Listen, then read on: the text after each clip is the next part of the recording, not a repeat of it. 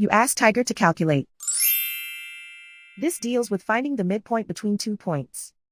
The midpoint between the 2 points is negative 49.5, negative 52.5.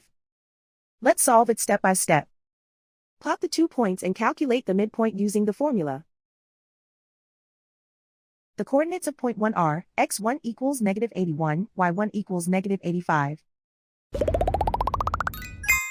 The coordinates of point 2 are, x2 equals negative 18, y2 equals negative 20.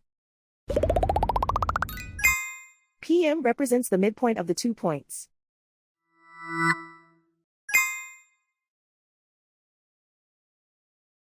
Use the x values in the midpoint formula to find the midpoints x. x1 equals negative 81. x2 equals negative 18. Simplify the arithmetic.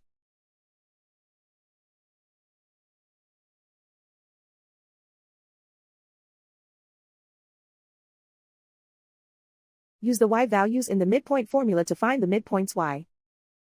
y1 equals negative 85. y2 equals negative 20. Simplify the arithmetic.